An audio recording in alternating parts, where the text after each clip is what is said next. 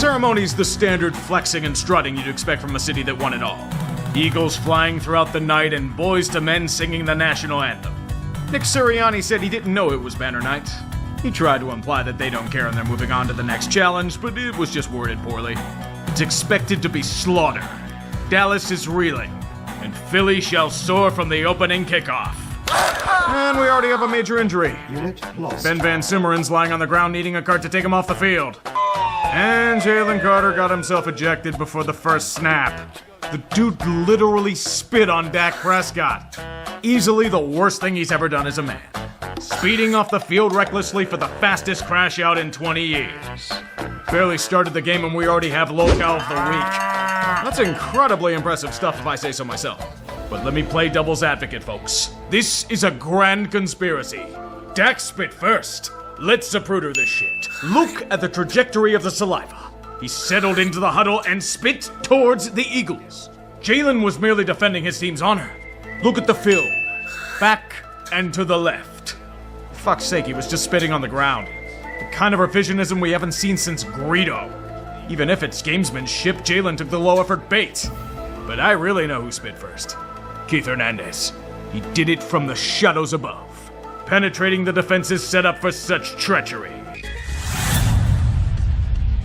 This game was truly historic. An epic so unbelievable it's resulted in a second separated segment this week. It's the first week of the campaign. I'm not joking, we might already have our game of the year. I confirm, but then we get a pants-shittingly crazy match in week 5 and we reset the clock again. Bank on it. Fans begin their exodus from Highmark in droves. A miserable day at work in Buffalo awaits. It's all but over. And if the Bills keep getting stuffed like this, the Ravens will be more than fine. Yeah, Chidobe Awuzie had a chance to truly kill them, but he dropped this interception in Bills territory. Once again, well, shit happens. They'll be fine. Even if the Ravens immediately suffer a 3-and-out, fine, the goal's just a burn clock. It's very, very hard to fuck this up. Unless this asshole needlessly slides into the end zone while downing the ball on the punt. An extra 19 yards added for the Bills. You know, it's getting pretty hard to keep saying they'll be fine in these circumstances, Baltimore. How long are you going to be able to hold down Josh Allen in that offense? The spoiler is you don't. I know they're up by 15, but I've seen this movie too many goddamn times. Big leads blown as the Ravens beat themselves. It's a tale as old as time. Or at least the last decade or so. Oh, would you look at that? Buffalo's already near the red zone. Yet maybe things stall out. Josh Palmer catches the ball on 3rd down, but it's only for 8 yards on the near side. The Bills on life support. 4th down near Baltimore's 10. If they fail here, it's over. They'll need many miracles to even get back in it, but now, this might be their last heartbeat. Spread out. 2 Ravens pursuing and Allen throws deflected and caught by Coleman on the tip for 6. What fucking unbelievable bullshit. Josh Allen just said fuck it and chucked it up. Dawson Knox then ricocheted with his fingertips dropping right to the diving hands of Keon Coleman. This is the rubber banding AI that NFL Blitz patented back in the day. Teenage me would have been breaking so much shit if this happened, it's not even funny. But whatever, Baltimore's still up by a score and Lamar's still dealing. As long as they don't fumble or anything, they're... The man protecting, and Henry lost the football. Are you shitting me? Are you really doing this now? Don't tell me the Fire God's gonna torch secondaries again. Allen taking a shot downfield. It's hauled in. It's the 3rd tight end. Jackson Hawes. Did I mention a dagger to the heart? Theirs is on the right. You missed. Josh Allen's doing the ultimate carry job, proving to the world he truly deserved MVP honors last year. The chance to tie has arrived. A 2-point conversion for everything and then some. Here it is. By Nate Wiggins. All they had to do was take the points earlier on and they'd have the lead. Call me old as shit, but the gambles have been failing hard. Baltimore, your city needs your offense to not get a 3-and-out. They got a 3-and-out, didn't they? Yep, classic Ravening occurring once again. Victory nevermore. Harbaugh's handing them the game. Sure, it's 4th and 3 in your territory, but the defense is completely gassed and has no momentum. You know what the logical move to do here is? Give the ball back to Josh Allen. Lamar would have told them to go for it, but he was cramping. No toilets around to take a massive shit like in Cleveland. So Baltimore gets their field position, but the secondary can't defend and the pass rush can't get pressure on the quarterback. The hell do you expect to happen? Josh Allen had over 250 yards passing in one damn quarter. A legendary performance. The Ravens' collapse is nearly complete. Not even to field goal range, but near the goal line. Even burning all their timeouts won't save them. The inevitable has come. And it's on the H-leg of Matt Prater to send us all home. For 32 yards. Prater! And the Bills open their final season in this stadium with a stunning comeback win. Unbefucking-leavable. The Ravens did it again. They corralled the failure that the Falcons birthed and perfected it. How the hell do you keep doing this? Letting wins slip repeatedly from your grasp in a perfect storm. Fuck, even Kyle Hamilton was a fingertip away from blocking the final kick. In a past life, I'd be laughing hysterically at their failure. But what the fuck even is this? What's it gonna take, Ravens? You had a statement victory in the palm of your hand, and you respond by putting together quite possibly the greatest choke job in franchise history. I was out here praising you fuckers. How the hell am I angry at these guys than I am at the Steelers? At least Pittsburgh's predictable. I know what to expect from them. But the Ravens? They're supposed to be better than this. They always have been. Given everything they've ever wanted and still fucking up left and right in the clutch. This was their magnum opus. A cataclysmic implosion of epic proportions. Look at these statistics and tell me I'm wrong. Why the fuck do I keep having faith in this team to do something? The Ravens are a deadbeat dad. No matter what happens in your life, they'll always let you down. Wake me when John Harbaugh faces some accountability. Oh wait, that's never happening.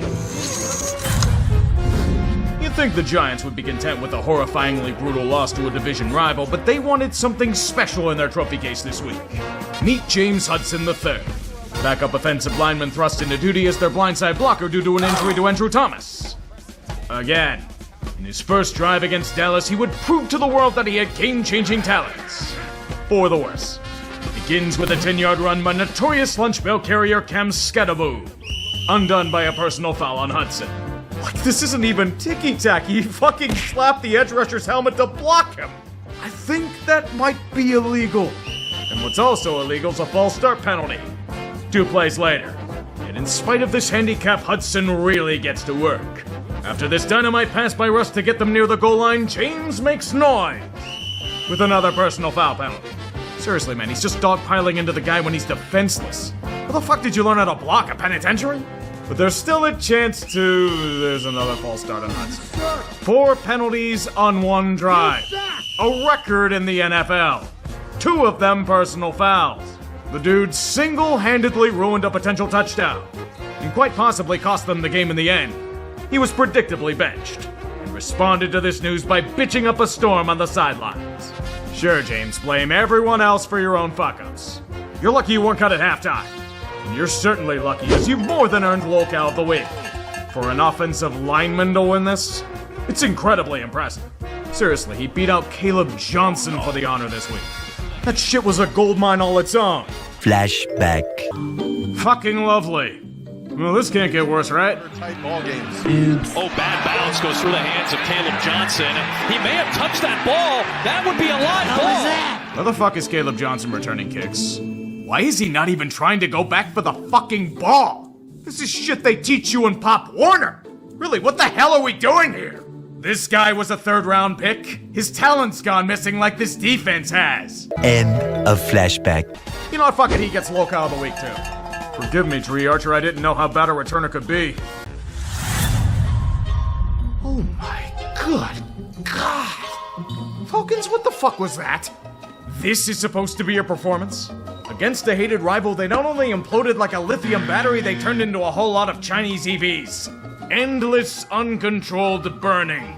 To a Panthers team that had 1 good quarter to their name. They made Bryce Young look passable. John Parker Romo got afflicted with the same disease that claimed Younghoe Koo. It went from Viking heights to being feasted on by Panther. Michael slammed his Penix in the car door. Repeatedly. Like, these aren't anything close to NFL caliber throws on these picks. What the hell are you doing, man? This offense can't get past the Panther 30 like it's some kind of in-game boundary. All the chemistry of combining bleach and ammonia. This is supposed to be a playoff contender? Why the fuck do Fontenot, Morris, and Z-Rob still have jobs? This was outright humiliation. Heads get lopped off for far less. But the punishment will be just as severe. At Atlanta thought they saw the last of Kirko. They believed themselves to be free. They were wrong. Very wrong. In the end, all that remains are Cousins and Carolina fiddling while the Falcons burn around them, earning not just a win, but the first shutout of the season. And Atlanta earning locale of the week, too. Panthers might have hope after all. For about 2 weeks. Will the Colts continue their winning ways? Can the Rams rebound from their free fall against Philly? This game is a lot at stake. Both teams are honestly pretty comparable. Slept on by the national media despite their momentum. And things are going to be pretty quiet to start. Nothing unbelievable, but it's pretty tight with both teams unable to gain proper grip on things. A true fight to the end. And the Colts have the advantage. It was looking like Indy had a chance to swipe away another win. Then, Adonai Mitchell. Jones down the sideline, one-on-one. Oh, what a catch! Adonai Mitchell down the sideline, turning on the speed, and a little stiff arm, ushering into the end zone for a Colts touchdown. But did he lose the ball going out of the end zone before he crossed the goal line? He is a special breed of dumb. Losing control of the ball before you crossed the plane because you wanted to celebrate? Was anyone paying attention when Jonathan Taylor did this last year? Hold on to the fucking ball, my dude! The only thing that dumb fuckery gets you is instant locale of the week. Well done, AD, you're costing your team the game. Although an Indiana Jones CD in the fourth quarter tends to help quell those issues. Hell, the Rams even fumble, but the Colts don't do much with it.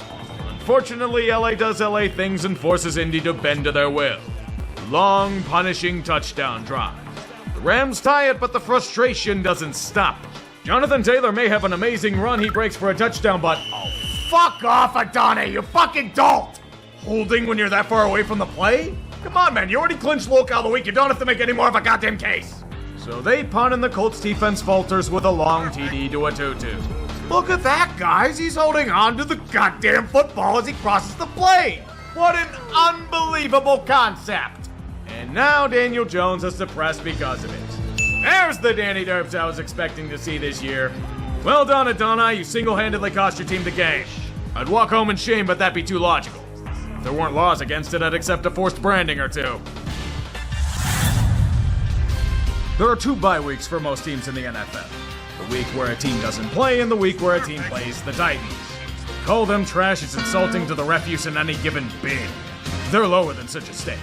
Brian Callahan is legitimately the worst head coach in the NFL and one of the worst this decade. He offers nothing, he builds nothing, and he chucks others under the bus for his own ineptitude. Same shit I've said in weeks past. The longer he stays employed, the more damning it is. Before you blink, it's 21-6 Cards, and I'm writing another repetitive segment saying lol Titans ad nauseum. Arizona just has to cruise to a win. Even a fool couldn't lose. It's a bit fucked up to witness from a pro offense, but we'll ignore that because Tennessee's super ass. Finish him, Cardinals. I have shit to do. First down, DeMarcado off to the races. 20, 10,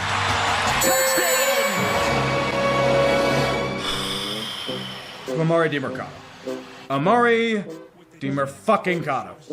We just had this happen last week, dude. Your coaches should have been shredding you and warning you to not do this, and you commit the ultimate sin. You drop the fucking ball while jogging into the end zone and lose possession before crossing the plane. I swear I'm taking crazy pills or something. This has to be shit that you're taught in Pop Warner. You get cut in fucking high school for this shit. How the fuck is it possible for someone to not hold on to the fucking ball for 2 weeks in a goddamn row? What is it going to take for every 50 IQ numbskull that holds on to a fucking football and makes a joy before reaching the fucking end zone? I swear to fucking God! Cut off his hands.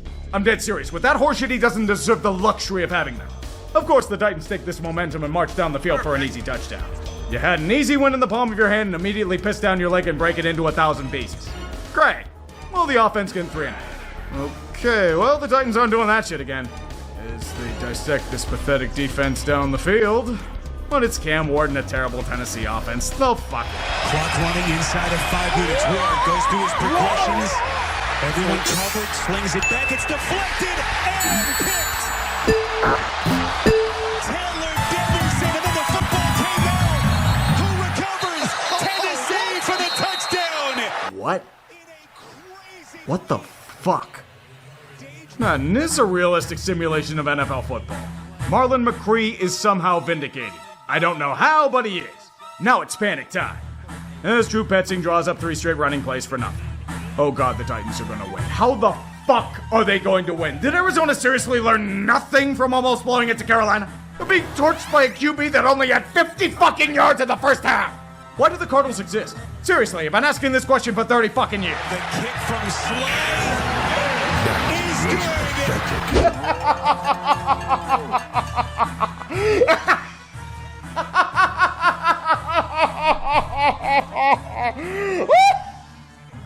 Oh my god! The Titans won! As God is my witness, I cannot even fathom what I've seen with my very own eyes.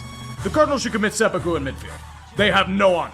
You couldn't conjure a more mind-boggling, numbingly retarded way to lose a football game than this.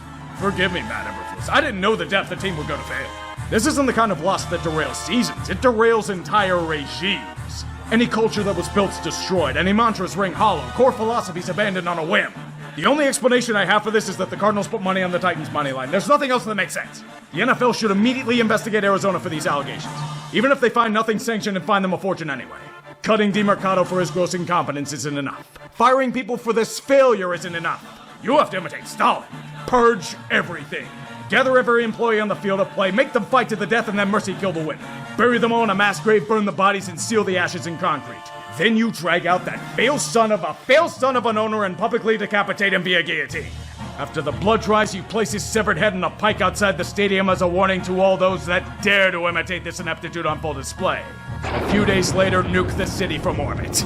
It's the only way to make sure the stench is gone. Nuclear winter's far more desirable than Cardinals football. The silence won't humiliate you further. Tennessee also loses by having Brian Callahan employed for another week. How the fuck do you let him win by doing nothing? If you get the opportunity, you should kill yourself. This locale of the week was surprisingly tough to choose. On one end, there's Mark Sanchez, accosting old men for parking in the wrong spot, getting stabbed in self-defense, and then being arrested in the hospital for it. Way to butt fumble a cushy gig with that bullshit, buddy. But if you want a real butt fumble, Penn State. I love when they're miserable as hell, but this was so pathetic that even I felt bad for their fans.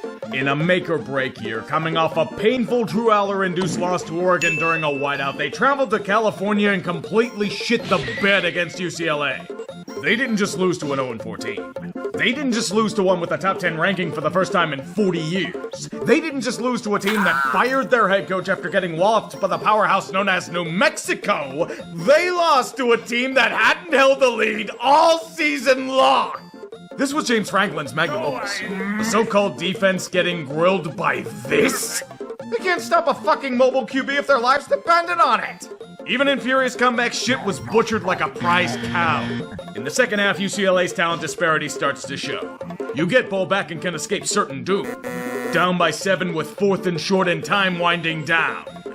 With all 3 timeouts? And you're running a fucking RPO sweep? Are you shitting me? You burned all that clock and for what? To see your dreams go up in flames? A check down swing pass with 12 seconds left? Playoffs? You're talking to me about playoffs? You kidding me? Playoffs? They'd be lucky to play in the Tax Slayer Bowl. If you were to look at this matchup back in August, you'd assume this would be a heavyweight bout. Tyson versus Holyfield in front of a live audience. They got that matchup at this with the current year. Two dudes kinda stumbling around, running out of breath, and merely making business decisions for a nice paycheck. Dangers of 4th down conversions on full display. Can't execute, you get executed. Amon-Ra, this means you. The Lions just look sluggish, unable to truly take advantage of any Chiefs mistake. When you face Mahomes, the only place you're going's Hollywood. Not the good kind, it's the room in an abandoned building they used to film torture sessions. It's a solid bounce back for KC after last week's botch job, and with some interesting stat lines. No penalties for the Chiefs, huh? After the utter lack of discipline that happened in Duval? Guess that's the power of home cooking. For any team in the NFL. Doesn't really matter when Mahomes is doing his typical Mahomesian thing, spurring forth inspiring offense. Kansas City honestly won a must-win contest for their situation. You can't count them out, even in the face of blows flying at them left and right. Those will probably come from Brian Branch after the game ends. In the handshake line and delivering nothing but beef. Are you shitting me? You burned all that clock and for what? To see your dreams go up in flames? A check down swing pass with 12 seconds left? Playoffs? You're talking to me about playoffs? You kidding me? Playoffs? They'd be lucky to play in the Tax Slayer Bowl. You think you're being bullied out there, Brian? Bullied? That's why you thought you were on the Bad Boys Pistons for a sec? I hope you like spinning things, because the wheel of discipline awaits your lack of impulse control, as well as locale of the week. Dude, Detroit's secondary is already battered to hell. They're down to Rock Yassin back there. The last thing they need's another man down. And may God have mercy on the second locale of the week. Yeah, it was that bad again. Ironically, the second week in a row that Penn State's received this honor. After getting bitch-slapped in a humiliation ritual against UCLA, you'd believe that they'd come out swinging on their next opponent. The stage was set. Homecoming weekend, 20-plus point favorites, a notorious Big Ten enhancement talent in Northwestern, the nerds of the conference. This talent disparity? You know what's happening in Happy Valley. Penn State If UCLA killed off their college football playoff ambitions, Northwestern incinerated its remains. What Beaver Stadium saw was death. One of the most spectacular failures the NCAA has ever seen. The first team in 30 years to lose consecutive games as a 20-plus point favorite. All those athletes coming back for nothing. And in the case of Drew Aller, it may have cost him a chance of being a first-round pick. Top recruits decommitting left and right. The chance at greatness has been lost. Flames burning Central PA to the point where Penn State had no choice. James Franklin has gone 1-0 against job security. $49 million swallowed as a poison pill. Penn State shutting down a chunk of satellite schools to pay for Beaver Stadium renovations. They may have to shut down a few more with this. This arrogant douche nozzle couldn't just win the big games. He couldn't win any game by the end. And as PSU tries to pick up the pieces, they'll at least win one award. Lolcow of the Week. Take it, it's the closest thing to a natty you'll receive. Legends being honored in hallowed ground. Demarius Thomas inducted into the Broncos Ring of Fame for years of impeccable service. In honor of this bittersweet occasion, Denver did fuck all in the first three quarters against the Giants. I know the Broncos are reeking of fraudulence, but good God! Is New York really this good? The exciting Whites haven't just given them life, they made them into a legit playoff contender. New York's made some errors, but Denver's offense is being suffocated. Bo Nix is useless. Sean Payton's on the verge of being hung. The fans watching only gaze in horror. A comfortable 3-score lead pitching a shutout to start the fourth quarter. Surely the Giants will finish off these fools and cruise to an easy win. I said, surely the Giants will finish. Are you fucking kidding me? Can you not turtle into this dogshit Shane Bowen defense for once in your goddamn lives? Great, you're making Mo picks into fourth quarter Tebow with these heroics because you've chosen to play not to lose. Alright, I'm getting ahead of myself. As long as Jackson Dart doesn't turn into a rookie at the worst possible time. 5, they come up the middle, heavy pressure in the intercepted. It's picked off by Strnad. Yeah, this lead's getting long. I don't even have to go further than this, and we already know the result. The G-Men had a 99.8% chance of winning at one point. I don't care if they end up winning the game. Even allowing this to become a game should get everyone involved fired. Yet, there's somehow still a chance for New York late. Yeah, I know, crazy to think, but who seriously expects them to do anything? Jackson Dart's glitching out into hero mode and suddenly chucking the ball to receivers at random. And it worked? Seriously, how the fuck did this foolishness succeed? The ref ball was insanely heinous. This is not roughing the passer. This is not defensive pass interference. It's like the refs got word from the NFL to nudge this game closer like a 30-point comeback and subsequent choke of ages isn't insane enough. We need more bullshit to take place. Dart Vader secures the touchdown and the lead. Again. Jesus fuck, the Giants are gonna, oh my God. Oh my fucking God! Jude McAdamy. Jail. Lock him in the stocks and chuck the key in the sewer. You, sir, are an insult to the Irish. All of New York's now ready to emulate Cromwell with your incompetence. Oh, we know Denver's gonna win now. It's Shane Bowen and he's a fucking hack. Seriously, dropping 8? You deserve to lose with that chicken shit. Oh, don't lie. Go right on ahead, Broncos. Send us the fuck home. 39-yard field goal for the win. He got it. Denver has won.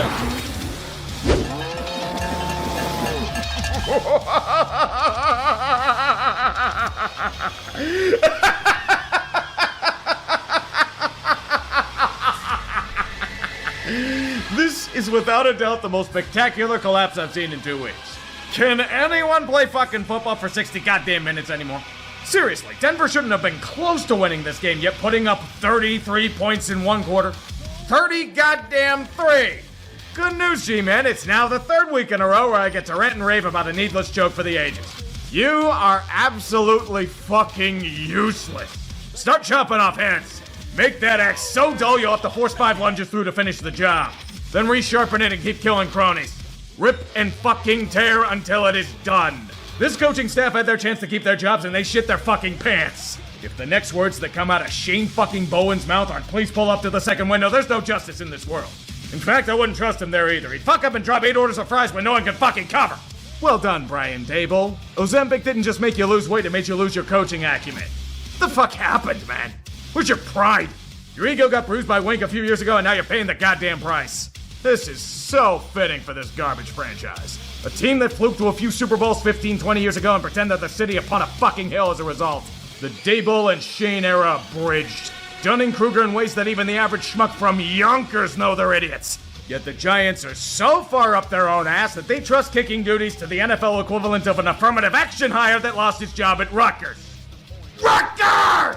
Fire them all into the Rockies, especially that patty that can't even kick rocks. And doubly so for John Mara. He's such a worthless fuck every New Yorker should be taunting him on the streets every time they see him in public.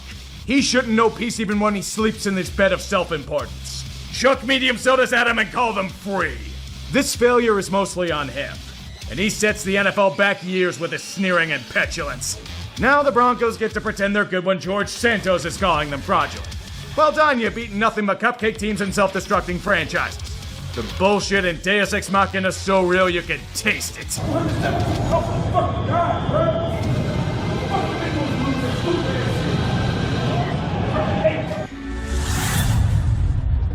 A mystery that no one cared for.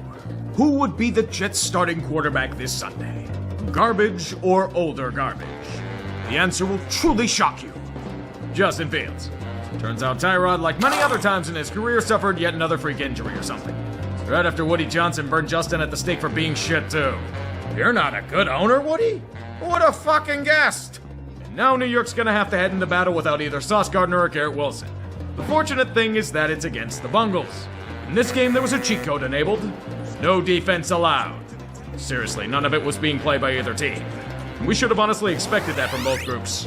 Since these units trashed here and the Jets are simply in the trash. A Pac-12 After Dark match in the flesh. The offense will fly near unimpeded for most of the game. 900 yards combined. And these were balanced attacks that led the way. The elite Joe Flacco repeating what he did against Pittsburgh on Thursday. And even the glorified running back that got chucked under a trash compactor this week. The Jets' defense isn't exactly one for holding the fort down and avenging narratives, though. The Bengals are up by 14 in the fourth quarter, and trends point to that continuing. This would be a nice win, despite the ugliness of one side of the ball. You grossly underestimate Cincy's ability to snag defeat out of the jaws of victory. Running away with that chance, Breece Hall. And they'd finish off the drive with a 2-point conversion. After official review, of course. Now Cincy has to try to do something, but revelations are abound. You're trying to run boat races with a geriatric Joe Flacco. You're eventually gonna run out of gas. You know who can burst through and exploit a team running on fumes? Breece Hall. He's doing the carry job of carry jobs. Might be to try to find a new home before the trade deadline, might be to win this game. Either way, it's curtains. He'll be like Thanos and do it himself. Closer look at him, and that just adds to the intrigue here down the stretch. Hall, boy, thought about it, now tosses to the end zone, and he's got Taylor for the Jets touchdown. You know, I look back and get amazed by certain things. Like how I have a following for rambling about sports for way too long. Or how people think prevent defense wins football games in 2025. The one thing that really blows my mind? The Bengals were a drive away from winning a Super Bowl. They nearly did it without anything resembling a competent owner, GM, or head coach. Now you see why I'm stunned by it. Cincinnati lost to the winless New York Jets. They lost to a team without one of their best offensive weapons in Garrett Wilson. They lost to a team with a glorified running back under center and made him look passable. This defense is so bad they're single-handedly keeping the field script going for another week. People think this team is good? With this pathetic defense? Oh, Trey, but surely Zach Taylor's offensive genius will get them back to the promised land. By running up the gut on a 2nd and 10 in their own territory while trailing in the final minute, are you fucking serious? Great, this is now the 4th week I'm calling for a team to nuke everything from orbit. How fucking wonderful! At this point, the Bengals aren't even worthy of the yelling and screaming shit. Not with that failure of an owner, with his failures of children running things into the ground with relentless cheapness at every turn. And certainly not with that bumbling head coach. Bad teams stay bad won a stunning revelation. That alone earns the Bungles Locale of the Week. Amazing, a contest they somehow didn't blow. Thanks to that failure, another sound is being heard. 2008 Lions and 2017 Browns stand alone at 0-16 for another year. Aaron Glenn gets his first win as a head coach in an emotional victory. The football gods bless them today, and it's for a very specific reason. Nick Mangold. He was a damn good lineman who went way too young. They did it for him. The Jets can have this one. I think they've earned a respite from their disaster season. This locale of the week, I'm moving back to the collegiate ranks. And it's not Penn State, I prefer my corpses to be fresh. I'm aiming my sights on LSU. It all started about a week and a half ago. A once proud program and national championship contender broken beyond belief. Brian Kelly's an insanely overrated coach and notorious piece of shit, but they were told he can win football games. He really hasn't at the highest level. Another year falling to the wayside after several losses. In particular, a glorious ass-whooping by goddamn Aggies. Texas A&M was apparently the last straw.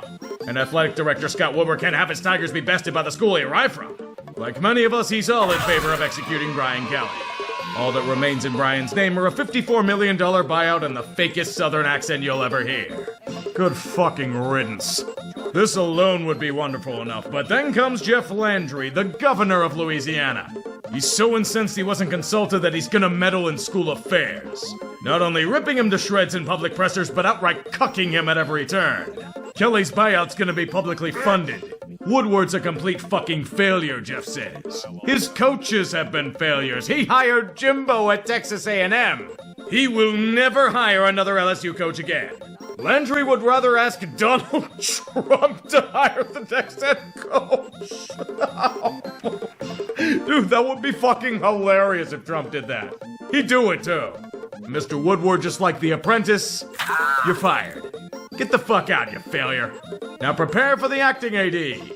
A guy who has multiple Title IX violations. You can't make this shit up. This saga isn't just beautiful theater, it's the perfect locale of the week.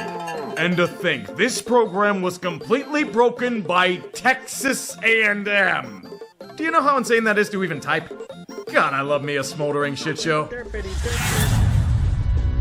If you've been paying attention to Duval as you should, anything that happens in these games won't be a shock. This was the most Jacksonville game that Jacksonville has played all season. Against the Texan squad with a terrible offense without CJ Stroud, this should have been a cakewalk. It honestly was for long stretches of time. Houston straight up getting whipped up and down the field. Churned like butter for long stretches. 17 straight points to start the game for Duval. And the Texans straight up don't have any answers. None. It's the same thing as Denver last week, but it's no longer agonizingly close. It just gets agonizing. For both teams. Jacksonville may have a 19-point lead into the fourth that should be insurmountable, but let's be real for a second. Do you really think it's safe? These are the Jaguars. The NFL's version of a mystery box. Potentially dominant for quarters at a time, only to run out of quarters to put in the offensive machine. Before the final drive, do you know how many yards of offense they had in the fourth? 2 yards. You seriously expect to maintain a lead like that?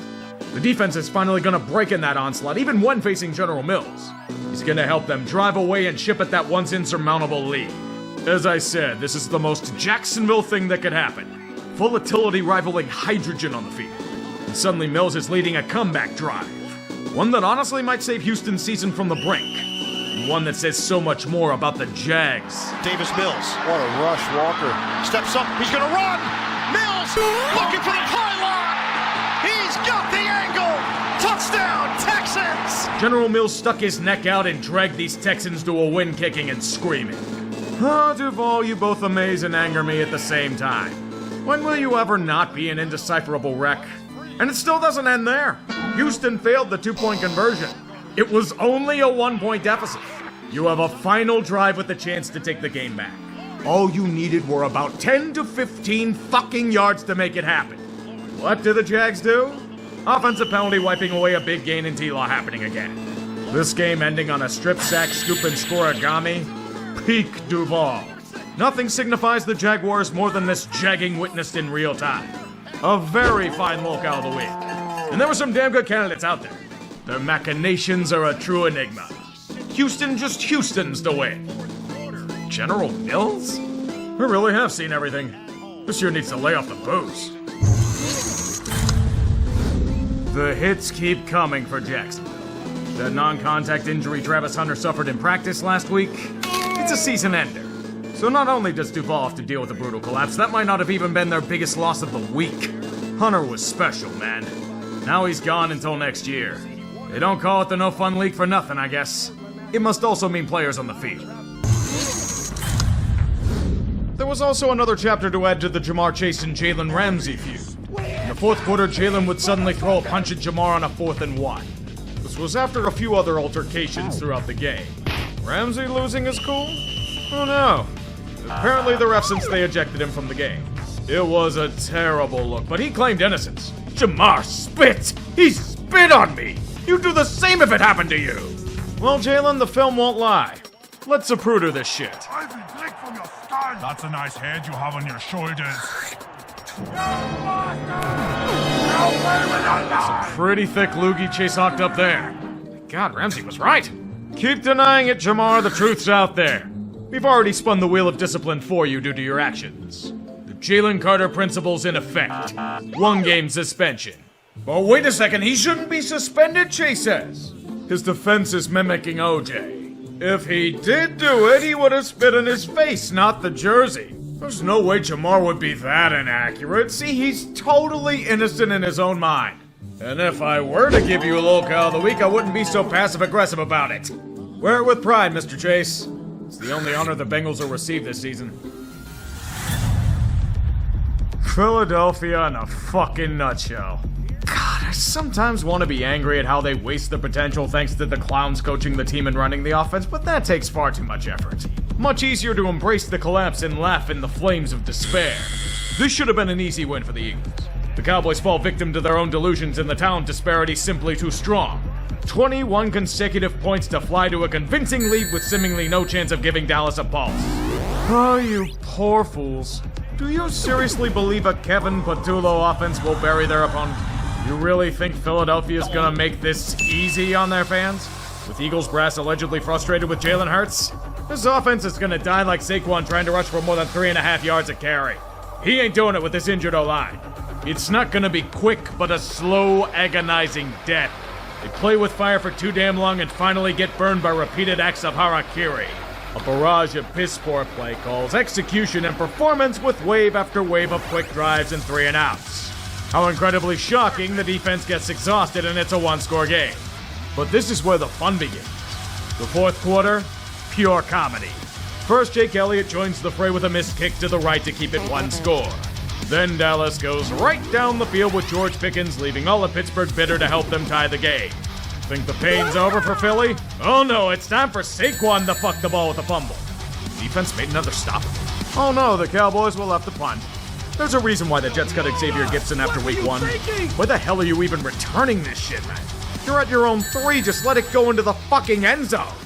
So Dallas gets a chance to bury these fuckers with the lead, but stall near the goal line. And the Cowboys decide to go for it on 4th down. And fail.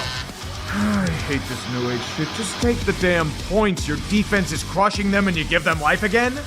Fortunately, it doesn't come to bite them in the ass. The Eagles get at offense. Chicken shit performances all around. Well fucking done. Boy doesn't deserve to win. Cowboys just kill him off. Let Jerry think he can make a run and take the day for yourselves against a hated rival. Brendan Aubrey, do the honors. Aubrey up and he's got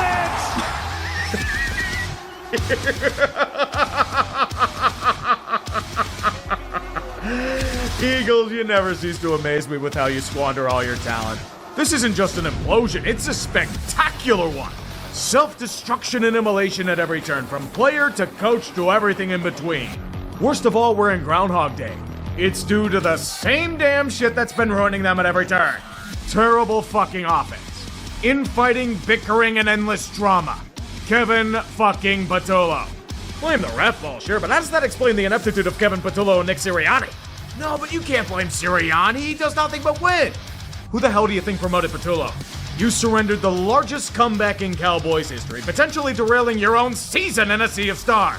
God damn, what a fantastic locale of the week. The football world celebrates by tush-pushing them into the flames and we dance until the sun rises. What a waste of talent. What a waste of potential. Just a fucking waste. And I still don't know what Sirianni does for this team. This Week in Sports Ball is proudly brought to you by the Lane Kiffin Foundation, burning every bridge he crosses since 2007. If you're looking to demolish your program without a trace, then bring in a professionally accredited saboteur. He did it at Tennessee. He did it at Florida Atlantic. Now Ole Miss is his latest masterpiece. Lane's led the school to their greatest season in their long history. The Rebels are in contention for the CFP in one of the strongest conferences at... Wait, LSU's offering him a shitload of money? Punk loyalty prayers have told him to go off to Baton Rouge. With the Lane Kiffin Foundation, they'll not only demolish everything you built, but what previous men built before. Assistant coaches, recruits, players, the whole damn campus even. Get on the plane or be left behind. Life in the fucking fast lane. That reporter was right. Lane is a hoe. Sluts around simply trying to find the highest paying pimp. And you can be his next one with the Lane Kiffin Foundation. Stay in your lane? Certainly not with him. No Davis overhead projector not included.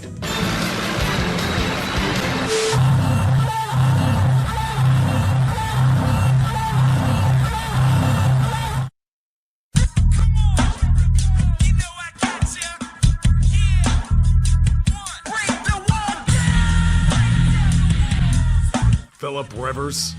44-year-old Philip Dadgum Rivers, who hasn't played since Corona Chan was active.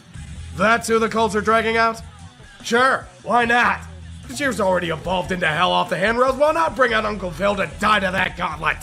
God, this is so fucking desperate. Still be seeing Desmond Mitter or CJ Beathard flailing around out there. Didn't he sign a one-day deal with the Chargers over the summer to retire?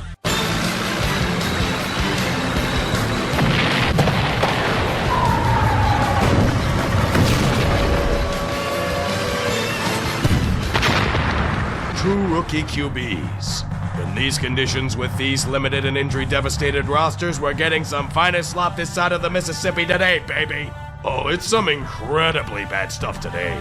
Shedeur Sanders and the Cleveland offense falling to endless ailments against Cam Ward throwing to... nothing.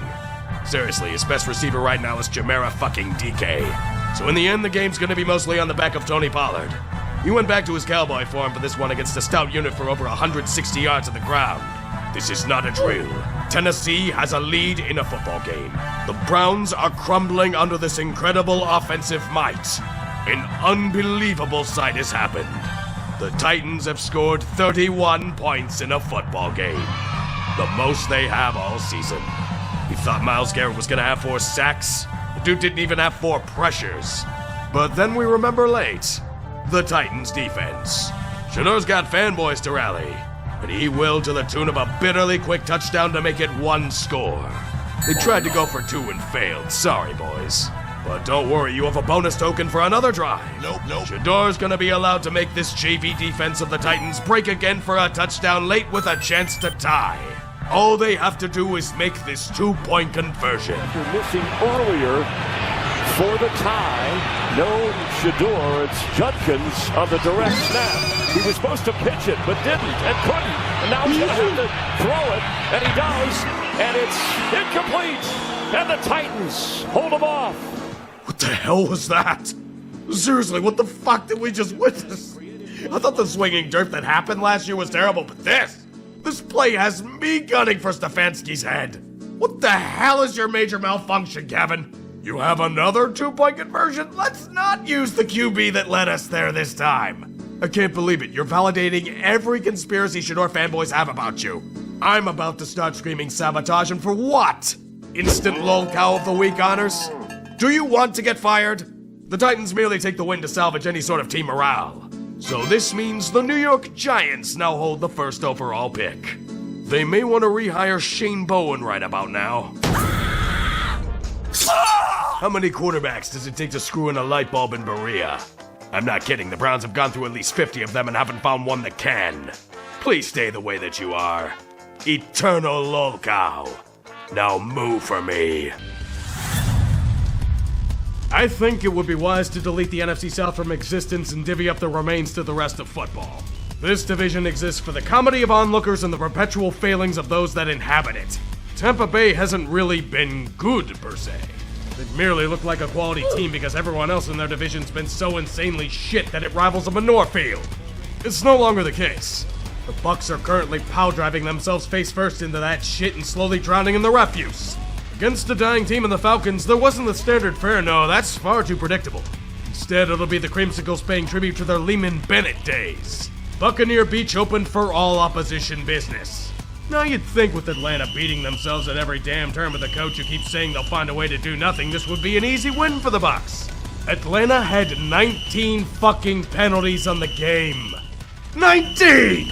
And those were the ones that were accepted. Self-immolation rivaling a religious zealot with a 14-point lead in the fourth quarter. Yet this Tampa Bay team is no longer being carried by elite talent in a shit division. Kirko somehow lives rent-free against these boys and will dissect them with haste. Todd Bowles is supposed to be this defensive wizard, yet his defenses are repeatedly getting gashed during this implosion. Shit, can Kyle Pitts play this unit every week? He's living up to his potential for once. Somewhere Derek Brooks and Warren Sapp are having conniptions. This once proud defense is getting wrecked.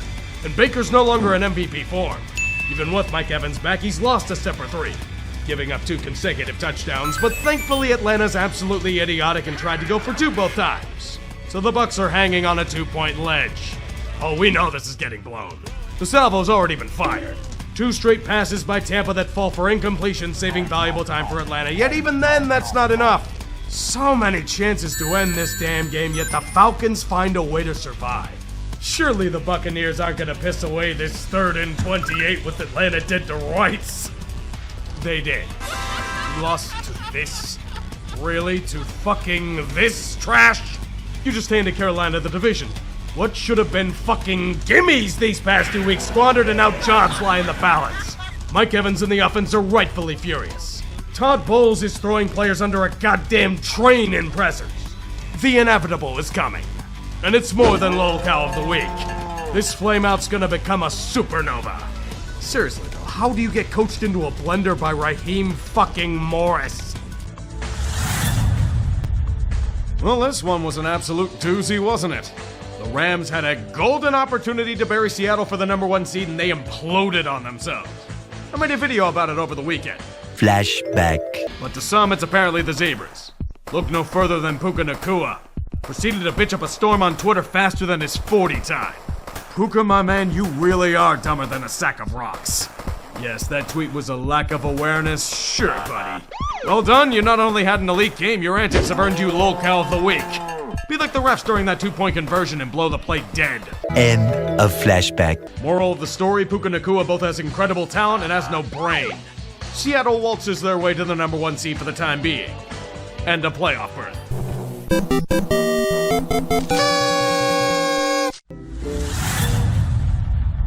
Earlier this week, a pissed-off Lions fan paid for a billboard in Detroit simply saying robbed in Wayne font. He may have been talking about ref ball on Sunday. He should have saved it for his Lions shitting the bed in Minnesota. In a year full of collapses and implosions, this was the most embarrassing chicken shit fucking display I've seen in a long time. With their backs against the wall in a game which decides their playoff fate, this is the performance they put on? Did Matt Patricia sneak back onto the sidelines or something? I've never seen a supposed Super Bowl contender at the start of the year completely crumble just by Brian Flores spamming blitzes. The run game did nothing again. So Jared Goff suddenly decided it was a great idea to cosplay as Santa Claus, gift-wrapping terrible presents in the form of turnovers to the Vikings. Detroit had 8 of them before this game. They nearly doubled it here. 6 tasty treats for Minnesota's goddamn cookie table. Now this is bad enough, but then you look at the limp-dicked offense the Vikings were featuring. The Lions were outmatched by Max Brosmer, a quarterback who should only be handing off to-go orders at Chili's. Detroit lost to a man who was sacked 7 times, held onto the ball like it was a newborn child, and had 3 net passing yards. Minnesota literally had no offense for all but 1 play with a guy who can't throw a football. What the fuck is wrong with you? This is the most Steeler bullshit I've seen since they played the damn Steelers days earlier. Dan Campbell's men are supposed to be a tough physical team. These Lions got fucking defanged to become a zoo exhibit. Don't worry, you aren't getting robbed of this locale of the week. Maybe Dan can go for it on 4th down for that award too. What a shameful display. Dead last in the North with the Vikings' disastrous season? Get the fuck out of here. Gambling Dan sold off everything he could and bet it all on the 4th down craps table. The dice broke like his offensive line and secondary. Detroit lost everything in the kitchen sink. Maddening inconsistency all year, maddening implosions after starting 4-1. Remember when you put up 50 on the Bears? Good times. If you didn't expect this as a Steeler fan, you're either 6 years old or drunk off RD2's Kool-Aid. God damn it. Play the music. This is a fucking joke. Tonight, on Unbelievably Predictable, a classic Tomlin tradition beleaguers all those that experience it again. You see, kids, at least once a year, Teflon Tomlin Steelers fall down the chimney and break every bone in their body against a garbage tier opponent. Cleveland may be reeling and have no offense to speak of, but Pittsburgh fares poorly in the factory of sadness. We must remind them of the rusted Almond Valley. Win here and clinch the North, it doesn't matter. Browns put up 10 points early and that's all they needed. Heinously playing down the competition at the worst possible time. To the naked eye, the Black and Gold Brigade were far more interested in preventing Myles Garrett from getting the sack record. They also prevented themselves from scoring points frequently. A 4th and 1 and you're throwing a go route to Scotty fucking Miller? Even DK wasn't catching that shitty pass. Somehow, Shedeur Sanders was the better QB on the field and he was putrid in the second half. The football became an Atlas stone as they tried to move it forward. Yet the Steelers never experienced perfect timing. Mr. Rogers' neighborhood has fallen to blight and squalor, unable to solve a Browns defense that should have had so much more throughout the year. And then we try to forget that Boswell shanked another kick. Teflon Tomlin and Rogers will do the rest. So you punt the ball on 4th and 5 at Cleveland's 45. You go for it on 4th and 10 at your own 20? What the fuck are you doing? On the final drive, Aaron would tease his former clutch glory by finally throwing the ball to Freiermuth, but then decided trying to feed his buddy MVS in the end zone 3 straight times was a more worthwhile cause. Brownie the Elf trolls a divisional rival as successfully as that troll in Detroit did DK. The Steelers suffer their worst loss in years, especially given the circumstances. Baltimore could have been killed off, but they gave them Week 18 life. A complete disaster at every turn. But no, they didn't play a bad game, Tomlin says. They just needed more high-end talent to bail them out. It can all be settled by repeatedly bashing their heads into a brick wall. Gonna be tougher to do since Darnell Washington broke his forearm. We can have no nice things for this holiday. Retribution for being bailed by ref ball 2 of the last 3 weeks. And retribution for days of our Steelers. It's not even infuriating, you can see it coming from a mile away. Now for the main event. The AFC North is yet to be claimed. Yinzer priests and deities christen the end zone with holy water and a dark arts ritual. Pittsburgh's bringing out all the stops tonight. All you had to do was beat Cleveland, but you had to make this a shitload more complicated than it had to be. The Ravens are looking for blood in a winner-take-all contest. The right to get destroyed by the Texans at home is at stake. All hands on deck. TJ Watt and a chorus of others have returned from injury. Lamar's returned from a back contusion. Both teams know the stakes. And it starts with how else? A double-digit Raven lead.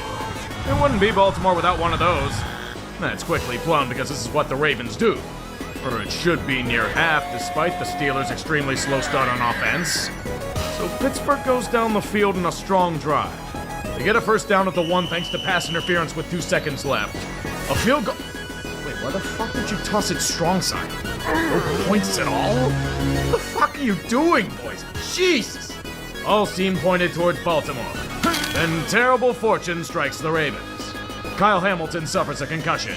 After this happened, the defensive wall collapsed. Pittsburgh finally could get things going. Mostly because nobody can make a tackle at first contact. The Steelers are juking them out of their shoes. Including Roquan? Really? Then the bullshit really goes into high gear. The holy water and the Jeebus are working. Pittsburgh has themselves a lead and a chance to truly make things happen. Then Lamar Jackson happens and finds A. Flowers being covered by Patrick Queen. Most expensive defense in football indeed. Don't worry about that though. The Steelers managed to further break Baltimore's D with clutch play and a Kenneth Gainwell TD. Immediately followed by... Who the fuck is covering Zay Flowers? How the hell is he that wide open? Fucking hell! Too bad for the Ravens, they cannot defense again. Per tradition, Zach Orr's incompetence is rearing its ugly head and culminates in more broken coverages. Rodgers protected. Throws perfect for the touchdown! literally wide fucking open. Jadobe Awuzie ate it on the turf monster. No Kyle Hamilton has killed this defense. Old man Rogers is feasting on the carcass. Steal it! He missed again. I can't believe it. Boswell's missing kicks left and right. What the fuck is going on? This is some fucking Ravens down by 2 with a chance to win, equipped with all 3 timeouts. Time is short, yet things aren't progressing as planned after a big return. Lamar needs another miracle. It's 4th and 7. Season on the line. Jackson lofting it up, and it is. Oh, held on to by Isaiah Likely. Oh my god, Isaiah Likely got revenge for the end zone drop. The Ravens are going to steal the win away from Pittsburgh's stale hands. The leg of Tyler Loop is the only thing separating them from a Texan ass-kicking next week. Come on, this is a gimme in 2025. It's not like they've blown this kind of kick in the past. 32 yards to tie it. And the kick, look out! Look out! It's no good! And right on top of it, there goes for another kick. Snap good! Hold it! The kick is no good! It is wide right! And the Steelers are the champions of the North! Oh my fucking god. The loophole. On the same side of the field christened by Yinzer Holywater. A damn fine-fitting way to end this acid trip. Tyler Loop imitating Billy Cundiff on a gimme kick. We have unlocked levels of it being so goddamn Raven that it's broken the physical plane of existence. Tyler Loop choked. He straight up choked. A Q shot. No wind with a ticket to January attached, and it merely leads to more unbelievable Raven pain. How the hell do you keep doing this? You're so anti-clutch, it's incredible. You really are the early 90s Oilers. It started with an unbelievable choke to the Bills. It continued with a 1-5 Canyon and injury to Lamar. It ends with another unbelievable choke despite all odds. Both a horribly flawed team and John Harbaugh's repeated failures as head coach. Never fucking more. See you next year for the same shit. What do I keep telling you people? The bullshit is real. Pittsburgh threw everything this season into the luck stat. They survive in spite of themselves. Tomlin isn't the devil, he's a fucking cockroach, he won't die. I wouldn't have it any other goddamn way. You know they're going to the Super Bowl. Why? Because fuck you.